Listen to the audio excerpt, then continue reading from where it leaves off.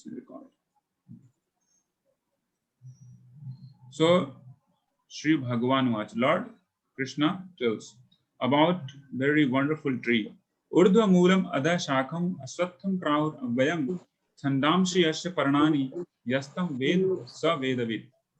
The Supreme Personality of Godhead said, it is said that there is an imperishable banyan tree that has its roots upward and its branches down, and whose leaves are the Vedic hymns. One who knows this tree is a knower of the Vedas. Okay, so all of you want to really know the Vedas. The whole gist of Veda is there in this particular chapter, and one will be able to understand Veda perfectly just by knowing about this particular tree which is going to be described in this chapter. So there is a banyan tree upside down. Okay, upside down banyan tree hardly people they see, but you can see somewhere in the pond or anywhere where you have some trees also nearby. Okay, so in the pond you can see the reflection of the real tree as a shadow or as a as a image. You can find upside down banyan tree or any tree.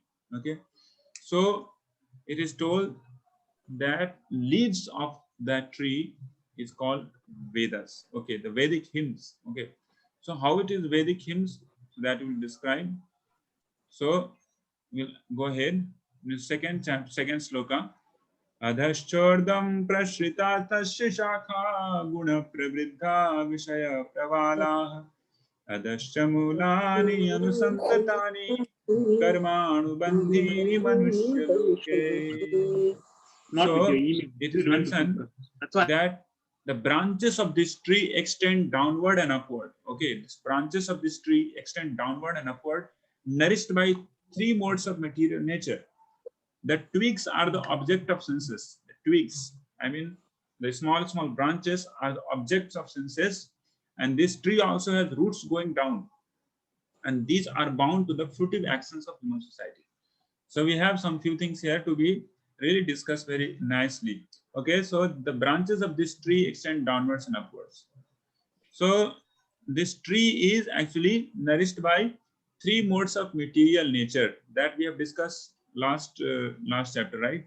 Mode of goodness, passion, and ignorance. This whole universe is just like an upside down banyan tree, and this banyan tree is actually nourished by not water, but these three modes of material nature.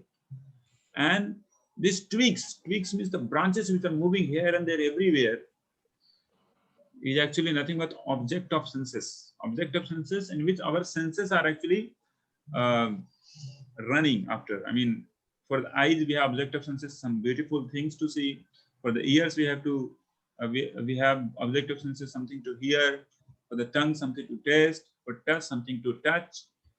In this way we have for the nose we have a smell. Okay, these are the 5 knowledge acquiring senses, and there are 5 types of objects of senses also. Okay, so what I have discussed.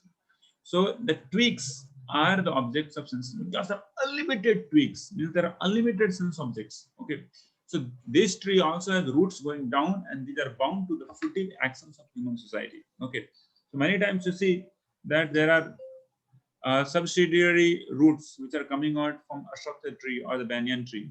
Okay, so this bounds the whole branches back again into the earth.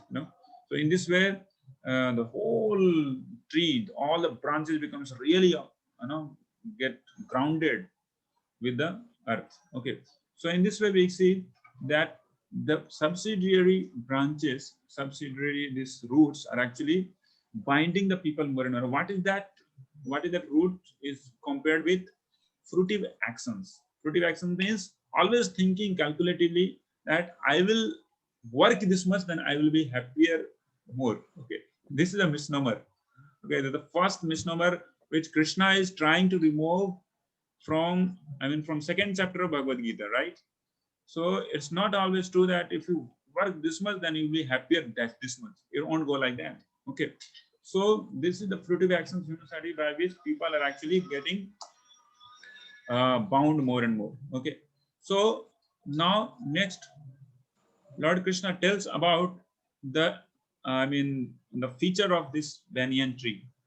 Narupamasya tatopalabhyate nyanto nachadir naja sampratishtha aswattamenam suvirudamulam ashanga shastrena dridena chitva tata padam tat parimargitavyam yasmin gatana nivartanti bhuyah तमेव चाद्यं पुरुषं प्रपद्ये यत प्रवृत्ति प्रसृता पुराणी.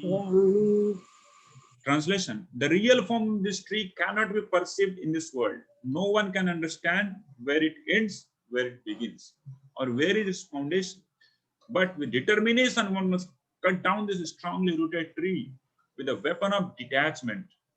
Thereafter, one must seek that place from which, having gone, one never returns, and there surrenders to that Supreme Personality of Godhead, from whom everything began and from whom everything has extended since time immemorial. Okay, so quite very clear. Two things have been told. Now this tree is, you cannot, like, we cannot figure out from where it starts, where it's ends, where it's middle, where it's beginning. Nobody can understand. Okay, means how did we are here in this world, where, when we actually came in this world, what's going to happen in the future, nobody can understand. That's why it is told anadi karma phale puri bhavarnava jale, means because of we don't know those reasons, we are into this upside down banyan tree. I mean the ulta tree in one sense, in Hindi if you say, means everything is upside down. Like if you have been hung somewhere or other in the upside down tree, or forget upside down tree in the okay, I mean the straight tree upside down, that will be very difficult position, isn't it? So this is the situation. The whole world is upside down. Everything is perfectly opposite what it's supposed to be. So what one should do in that situation where everything is upside down, one must cut down that tree with the weapon of detachment. Okay, one must extricate the tree from wherever one is by the power of detachment, and one must seek to that place. After going there, one need not return. Okay, what's that place, man? Come on, it's very interesting, right? So what is that place? So that place is going to be discussed in just few subsequent slokas. Just bear with us. Okay, so this is the sloka in which Lord Krishna tells that what are the qualifications for one to achieve that place or to access that place. Okay, hope everybody is there with me. If you are there with me, please write on the chat box, there with you, TWI. Okay, so quickly I shall go ahead.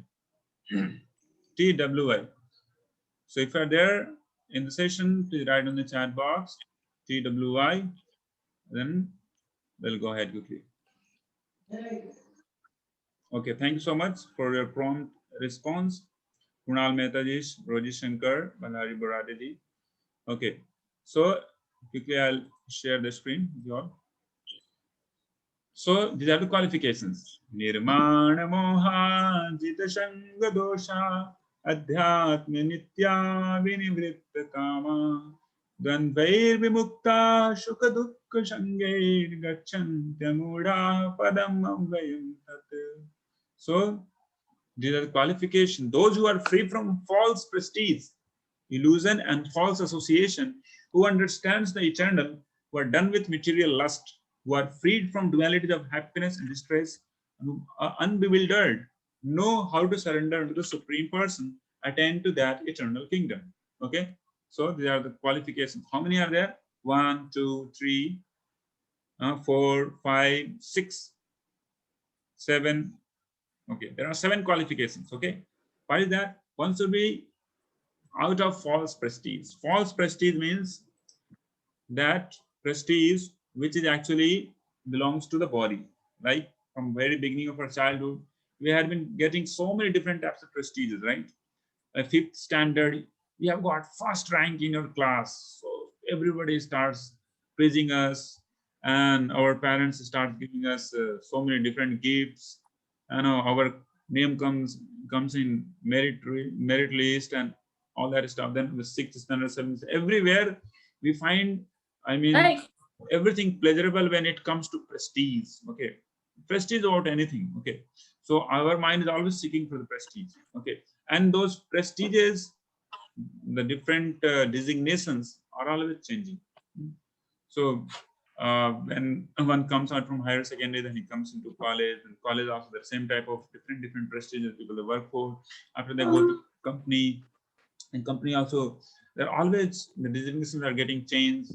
So somebody comes in company as trainee, and then he comes become a manager, then he becomes supervisor, or he becomes a general manager or something like. So in this way, he always seeking for the false prestige. Okay, it doesn't mean that no, we should not work, but we should not be infatuated by the false prestige. That's what it's told here. Illusion and false association. Okay, one should be away from false association. There are many types of association found in this world. Okay, some are good association, some are mediocre association, some are bad association. So one should be out from this false association. Illusion, who understand the eternal, one should understand what is eternal, what is temporary. Okay, this is also one qualification. One should know what is eternal and what is temporary. From the very beginning of Bhagavad Gita, Lord Krishna is trying to tell the same point that, oh Arjuna, you are not this body, and the body is actually temporary, and you are eternal, means the soul is eternal.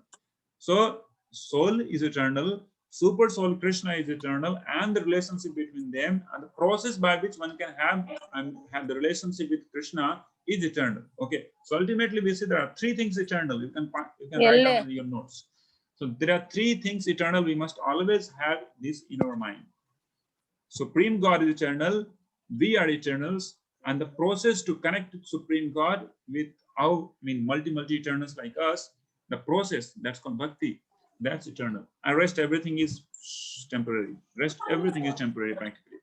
So who are done with the lust, who are freed from dualities of happiness and distress, and who unbewildered know how to surrender unto the Supreme Person, attain to that eternal kingdom.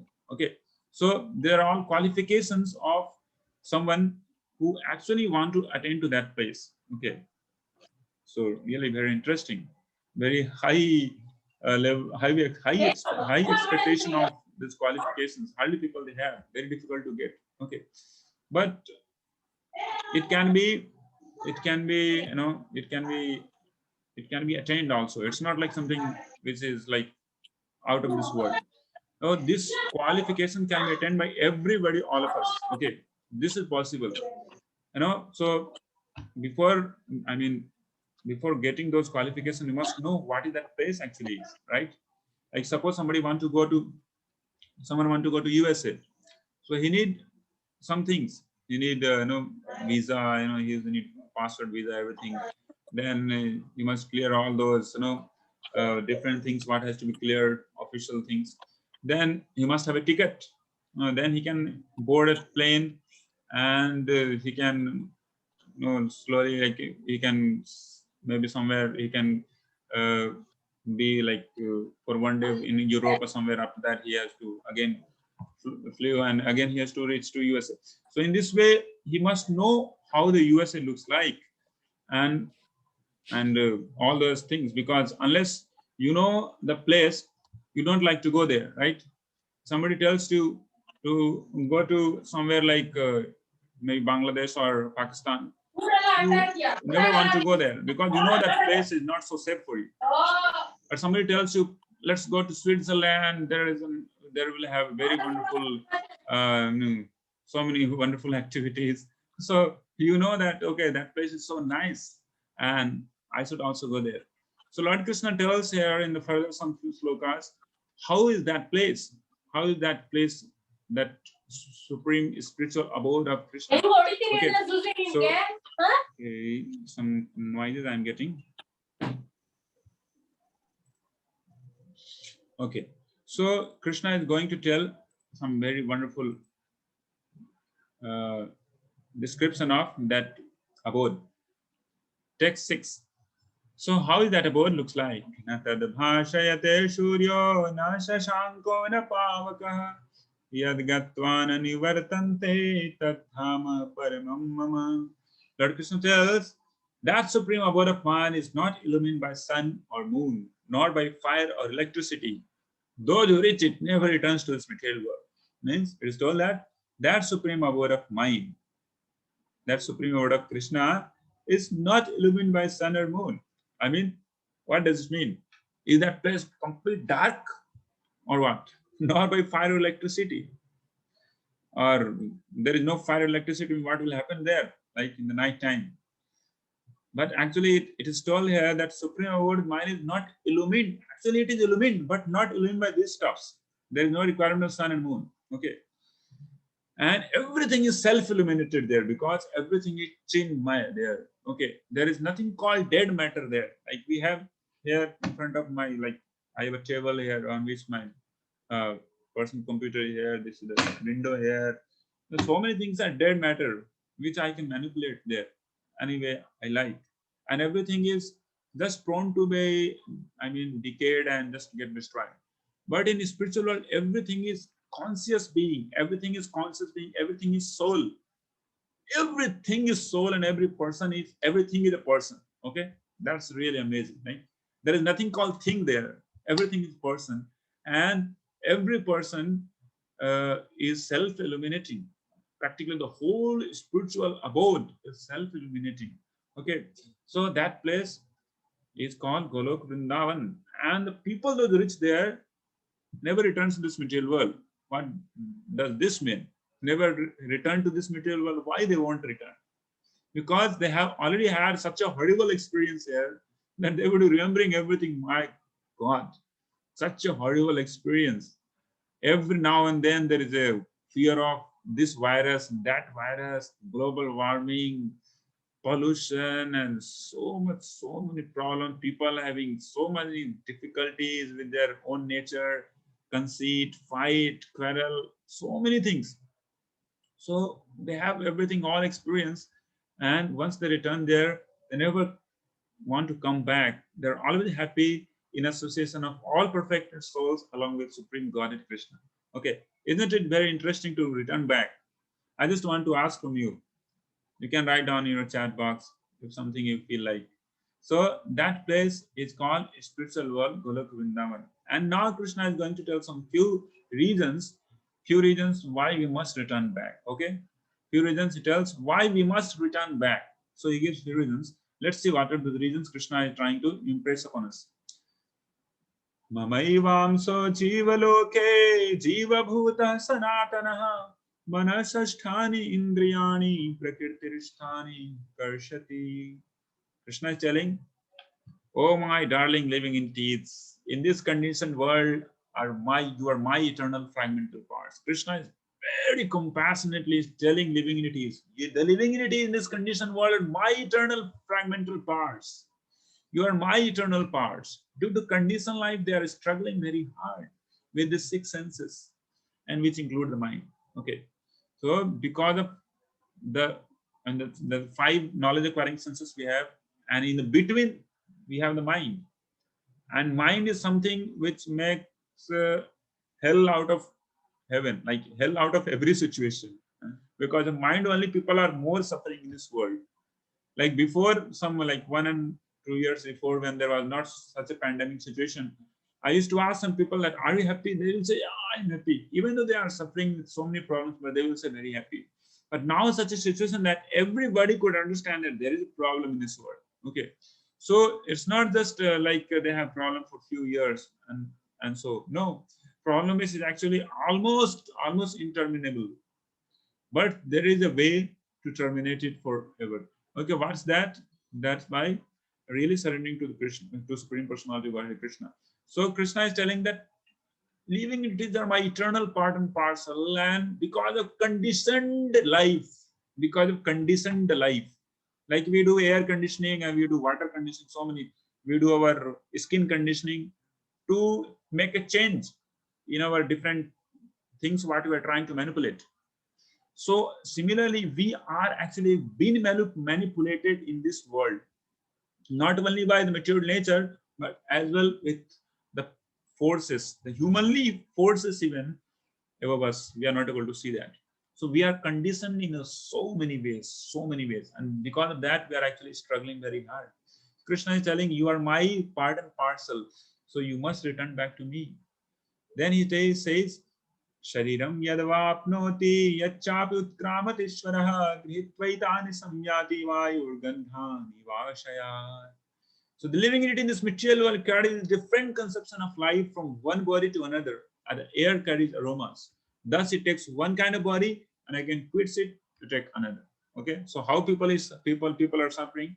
Krishna tells that the living entity are actually going from one body to another. Just like air passes, the same air passes from dirty place, then air will air will smell very dirty, like horrible. But the same year, when it passes a very beautiful garden filled with so many wonderful roses and different marigold and jasmine flowers, so the same air starts giving such a wonderful smell. Okay, air is same. Similarly, we are the same people, but being conditioned by the places around and the association in which we are getting into, and so many things, we sometimes become horrible. We find very horrible conditions situations, and sometimes we feel okay, little relief. So this goes on sinusoidal, like sometimes horrible, sometimes okay, sometimes horrible, sometimes okay, and there is no end of it.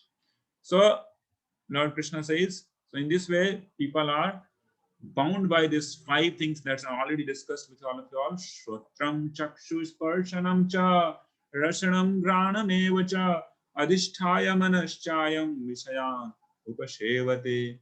So the living entity, thus taking another gross body, obtains a certain type of ear, eye, tongue, nose, and sense of touch, which are grouped about the mind. About the mind, he thus enjoys a particular set of sense objects. So these all talk about different species in which we are wandering because of different types of association. There are 8 lakh 400,000 species that 84 lakh species. So 84 lakh species is, and how we are moving into different species because of different qualities we are getting associated with. Just like air, the example of air Lord Krishna himself gives. Okay, so different types of body we get, different types of eyes, different types of ears, nose, everything we get. Okay, so Krishna is telling everything, like just like a small little child, how for him to teach, one has to hold his hand along with the pen, and he has to write like this, write A like this. So Krishna is telling everything for all of us, that how we are actually in the problem. Utkramantam sthitam vapi bhunjanam vagunanvitam udananupashyanti pashyanti jnana chakshushaha. So Krishna is telling that foolish people cannot understand. These all things foolish people won't understand. And how a living entity can quit his body, nor can they understand what sort of body he enjoys under the spell of modes of nature. But one whose eyes are trained in knowledge can see all this. Okay. So there are always some foolish people. They say that these type of things are actually it's all mythology, and all you people know. So crazy people, all of you are making this type of theo. You are theologizing everything. I mean, you are making everything with theology, and actually nothing happens like that. Man, we have just now into we are we are what we are, and this life is very short. Just do everything, whatever you feel like doing. Just enjoy.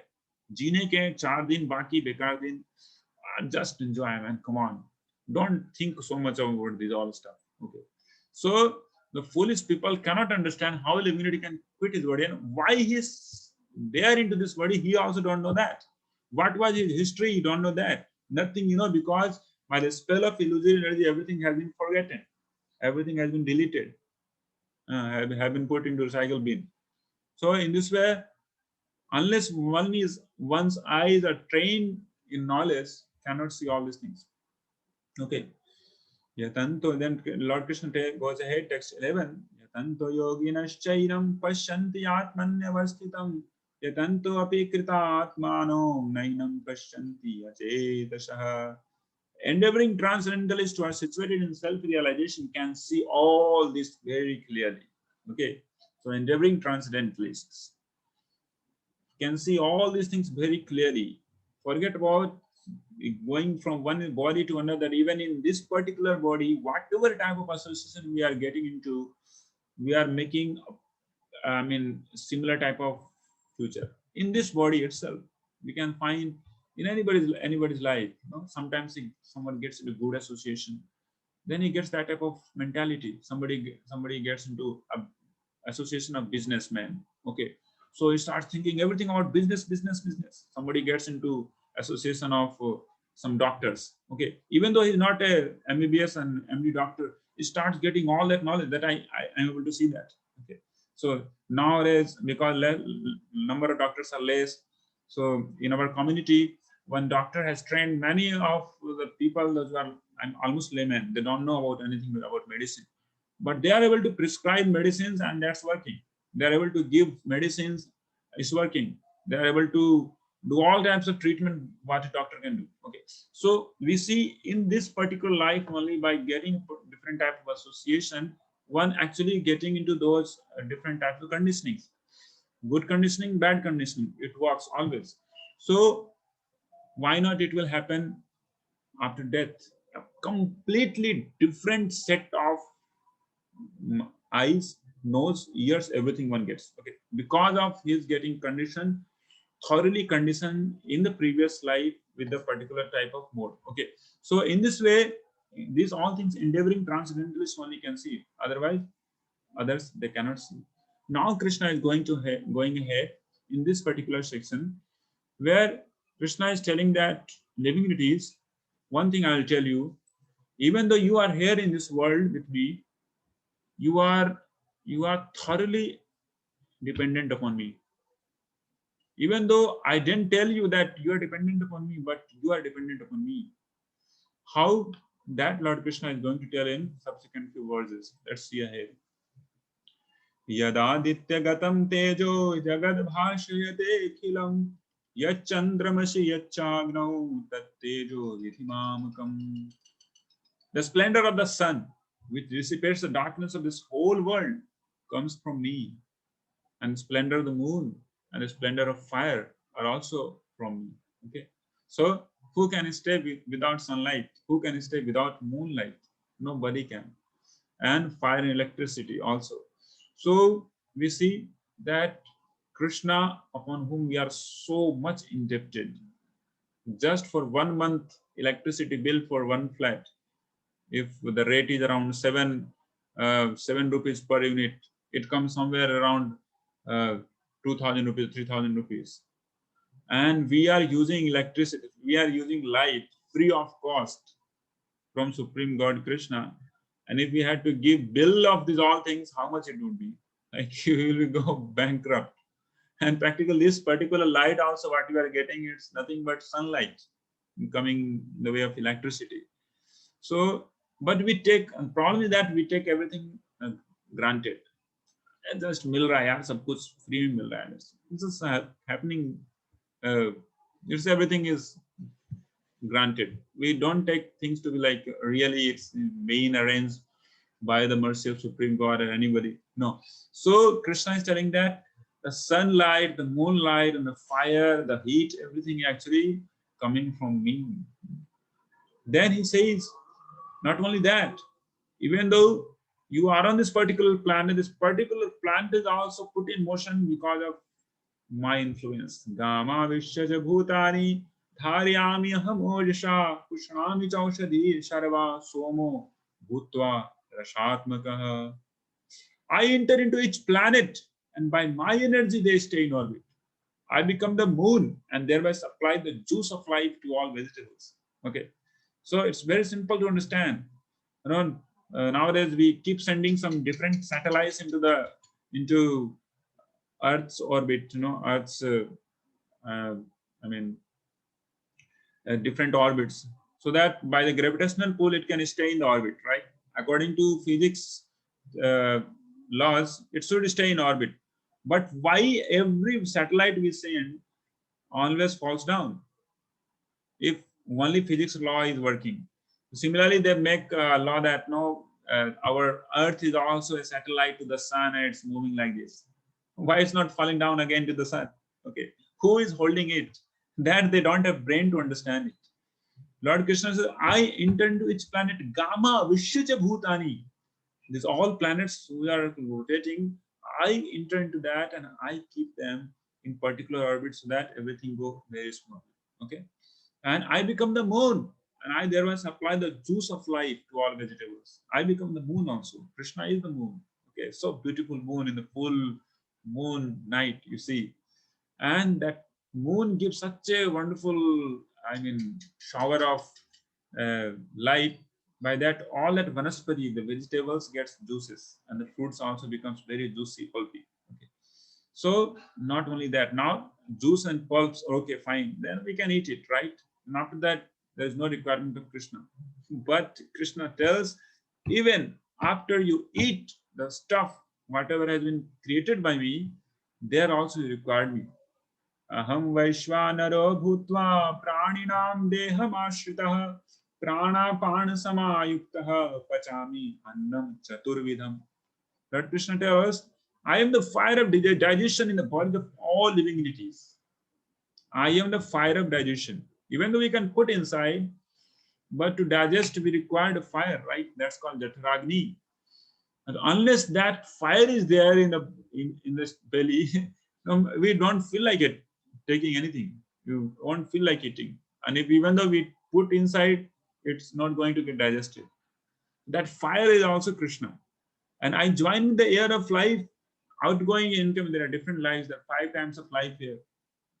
Pranapana, Pranapan, Udan, Saman, and Vyan.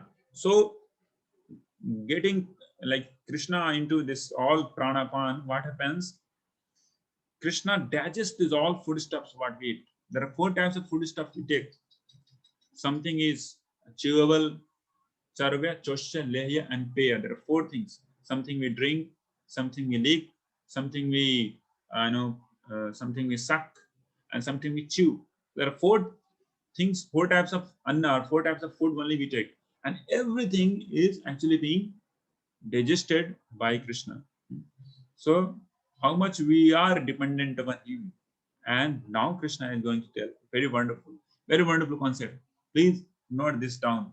Lord Krishna tells us that I am actually with everyone, 24/7, into their hearts. Sarvasya chaham hridi sannivishto matta smriti jnanam apohanam cha vedaishcha sarvair ahameva vidyo vedanta hrid ved vid eva chaham. I am seated in everyone's heart, and from me come remembrance, knowledge, and forgetfulness. By all the Vedas, I am to be known. Indeed, I am the compiler of Vedanta, and I am the knower of Vedas. Okay, so very simple to remember this.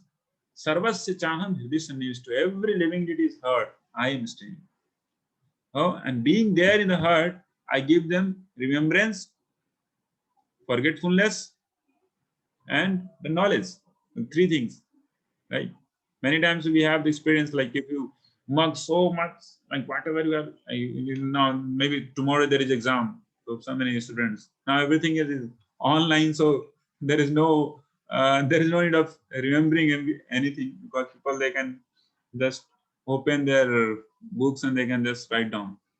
But previously it was not so. People used to stay in their colleges and boarding schools anywhere, and they has to mug up so much. Like suppose tomorrow exam, this particular concept, particular theorem they're writing, they're mugging up. But what happens when they come in exam, they find that fine gone, boom, everything gone, finished. Nothing is, like, you're not able to. Everything is white and black. Nothing you can write down. So we find that no matter how much you feel like, no, I will mug it up and I will able to do it, unless Krishna sanctions that, we are not able to reproduce that. We are not able to remember that. Okay. So the remembrance, forgetfulness, and knowledge is actually given by Krishna only. By all the Vedas, I am to be known. Whole Vedas, ultimately, the whole Vedas, the purpose of Vedas to compile to know Krishna only. By all the Vedas, I am to be known. Indeed, I am the compiler of Vedanta, and Krishna only, as Vyasadeva comes just 5,000 years before to compile Vedanta. Also, because all the Vedas was before also, but it was more into Shruti form. But first time it was written Vyas, who was none other than literary incarnation of Krishna. So, and then Krishna tells that whole Vedas also nobody knows perfectly what is this. I mean, the expanse and I mean, how much great it is. Except me, nobody knows the whole Vedas. Okay, so now Krishna has told everything to the living entities. Now living entities, now upon you now. Now somebody can say that, okay, how Krishna is there in the heart means what? So sometimes people like confuse between themselves and Paramatma. They find sometimes people like go crazy. They say that, I am God, you are God, everybody is God. So don't need to worship God. So everything is one. We are all God.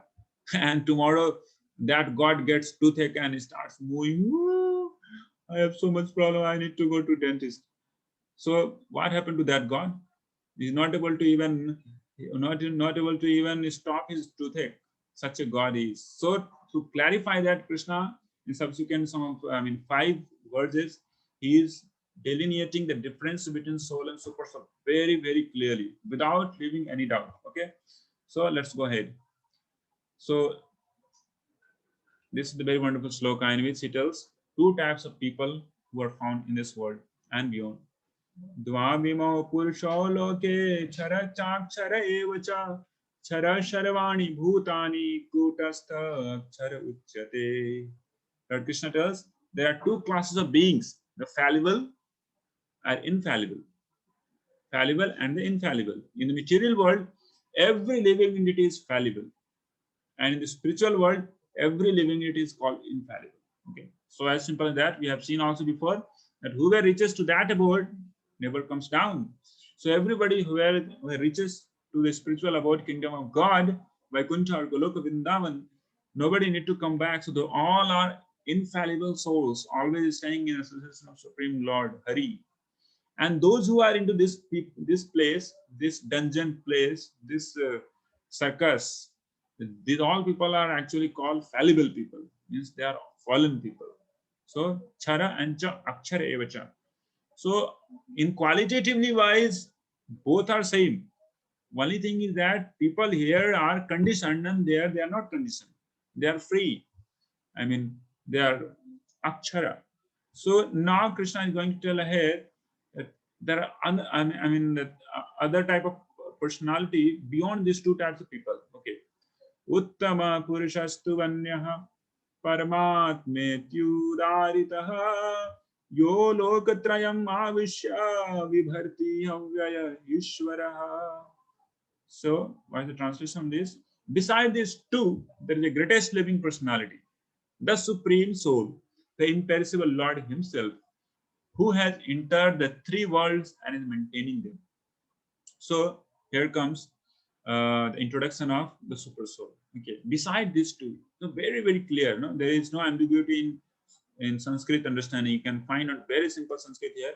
Uttama Purusastu Anyaha means there is Uttama Purush who is Anya means he is other than these 2 types of people. Uttama Purusastu Anyaha. Anya means other than, another, another people. Udaritaha is said, Yah Lokatrayam Avishya, who has entered into 3, the 3 different sections of this world. There are 3 divisions of this world, Swargloka, Bhuloka, and Patal Loka. Bibharti Avyaya Ishvaraha. Bibharti means the person who maintaining both of them, Chara and Akshara. Both type of people are being maintained by one person, and his name is Uttama Purush or Purushottama. Okay, and that is Paramatma. Paramatma Udarita. That is super soul. Okay, so now there is no confusion that soul and super soul is same. Okay, so confusion goes for forever now. So now let's go ahead in text 13, where Krishna tells that Paramatma is me. Okay, that Paramatma, you should not confuse that is someone else other than me, other than Krishna. Okay, that Paramatma is me. Krishna himself. Yasmaksharam atitoham aksharaadapi chottamaha ato ashmi loke vede cha prathita purushottamaha. So translation goes like this: because I am transcendental, beyond both fallible and infallible, And because I am the greatest, I am celebrated both in this world and in the Vedas as that supreme person. Okay. So now Krishna here confirms that there is no difference between Krishna and Paramatma. But Krishna is having more features than Paramatma. Paramatma is just one expansion of the expansion of the expansion of Krishna, the supreme personality of Godhead. Many times people, they read Bhagavad Gita and they come out with such a erratic type of understanding. They say that Krishna, the person who is speaking Bhagavad Gita, he is someone else, and the person to whom we must surrender, he is someone else. The foolish people, they are not able to understand the clear mandate of Krishna right here, that Paramatma is Krishna himself. And many places Lord Krishna directly had told Aham Mam Ekam Aham Eva Sharanam Gacha Aham Tvam Sarva Papebhyo. He tells about Krishna, I mean him, the personality Krishna. But still there are many people of very little intelligence, they get, I mean, confused. And they are confused themselves, and they're confusing so many people. And because of that, the real Sanatana Dharma, they're not able to understand, and they're simply into different types of dilemmas. Okay. So he is Krishna. Paramatma is Krishna, none other than Krishna. So now what happens to those who really understand this fact, these all facts on this 15th chapter, that's called Purushottam Yoga. Yo mamevam ashammudho janati purushottamam sa sarva vidbhajati mam sarva bhavena bharata. So those people, whoever knows me as the supreme personality of Godhead without doubting, okay, without doubting. So that's why this doubt has to be removed. Okay. Asammudho means without doubt. So one should not become mudho. Mudho means foolish. So foolish people get into doubt. Okay, those who are not foolish, those who are intelligent, they do not have any type of doubt. Asammudho janati, they know everything exactly how it is. Without doubting is knower of everything. That person knows everything perfectly. Okay, it's a simple way to know everything. Okay. He therefore engages himself in full devotional service to me. And what does he do? He just won't sit idly and okay, now Bhagavad Gita course is over now. So now, what to do now? So it's over, so now let's have certificate course. These people, I don't know what these people are telling. So no, the essence of this Bhagavad Gita course is to have this acceptance of as well as the this affinity toward serving Lord Krishna. Okay, so devotional service, that's one very, very important. He therefore engages himself in full devotional service, not partial devotional service, but full devotional service to me. Oh Shana Bharata. So now the 20th sloka, Lord Krishna concludes here. Iti guhyatamam shastram idam uktam maya nagha etad buddhva buddhiman shat kritascha bharata. So this is the last section, the fourth section. This is the most confidential part of the Vedic scriptures. O sinless one, most confidential part. So already many times Lord Krishna has told about the confidential part of the Vedas. But again, Krishna is again telling the same thing. This is the most confidential part of the Vedic scriptures, O sinless one. And it is disclosed now by me. Whoever understands this will become wise. Whoever understands this will become wise. And his endeavors will know perfection. And whatever he will endeavor for, that will surely get succeeded, because he knows the most confidential portion of the Vedic scriptures. And this is the secret of getting success into any endeavor. What is the secret? Knowing Krishna to be the supreme controller and supreme maintainer of every divinity. Anybody takes any endeavor and any effort, understanding this, offering everything in the hand of Krishna and going for that endeavor really gets to success. Okay, this is the secret of success. So till now we had discussed four things. First, we had discussion about the upside down banyan tree, in which we saw that it's like unlimited. There is no end, there is no beginning. I mean, nobody could understand how it started, where we are, and how we have fallen down. So in that situation, only one thing can be done by the person. that he can extricate that place from where he is, and after extricating that that tree, one should approach to that place from where he don't need to return. Okay, and that place is being described by Lord Krishna, who will never lit by sun, moon, or the fire electricity, it's self-illuminated. Then Krishna tells that why we must return to that place. He tells that because you are all are my part and parcel. You are my people, man. Come on, why you are here? You must return back. And why you are suffering here? Because you are going to different modes of material nature. Just like air passes sometimes to the dungeon, sometimes to the dirty place, sometimes from good centered place. So in this way, the same air takes different impressions. We are the soul, the spirit soul, pure spirit soul, part and parcel of Krishna, being conditioned by different modes and rotating to different species in this way. Then Krishna goes ahead that even though you are my part and parcel living here, you are perfectly dependent upon me. He tells that the sun, the moon, the light which is coming, that's just because of me, because I'm providing that. Because of the juices what we're getting, fruit and vegetables, that's because of me, because I give juice through moonlight and the sunlight. Then Krishna tells ahead that I only there as a fire of digestion in your stomach and belly, and I am digesting that. Then Krishna goes ahead, even forget about that. I stay in your heart always 24/7, never leaves you, and I gives you remembrance, forgetfulness, and the knowledge. And I am the Vedanta, I am the compiler of Vedanta, I am the Lord of Vedanta, as well as I am only the person whom to be known by knowing all these Vedas. So I am that Paramatma. So again, Krishna goes ahead, removing all that doubts, shatters all that doubts that Paramatma and Krishna is different, or a doubt of being Paramatma, Atma the same. And many people in this world, on the name of philosophy, on the name of so-called spiritualism, they create such type of confusions that Atma, Paramatma is saying, you are Bhagwan, you are God, everybody is God. So Krishna clears that out. He tells first that two types of people, one is fallible, another is infallible. Fallible, those people who are around, we all are actually fallible. And those people who are in spiritual world, they are infallible. They never falls down.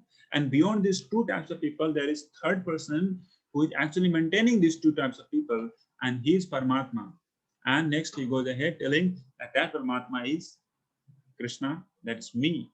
I mean Krishna. Okay. So because he is infallible and he is Purushottama, Uttama Purusha. Okay. So Krishna telling that concludes that whoever knows this is a perfectly wise person, and in this way he perfectly engages himself in the devotion service, full devotion service of mind. And whoever understands this most confidence and knowledge, his every endeavor and effort will be a success. So thank you so much for joining us in today's this very important session upon Bhagavad Gita, 15th chapter, Purushottam Yoga. Hare Krishna, Krishna Krishna, Hare Hare, Hare Rama, Rama Rama, Hare Hare. So we shall meet once again next week. And if you have any question, anything to clear, any comment, you can write on the chat. I mean, of course, you can write on the chat box. And we can also ask questions in WhatsApp group. If you don't mind, you can ask there also. Okay. So thank you so much. Hare Krishna. Srila Prabhupada ki Jai.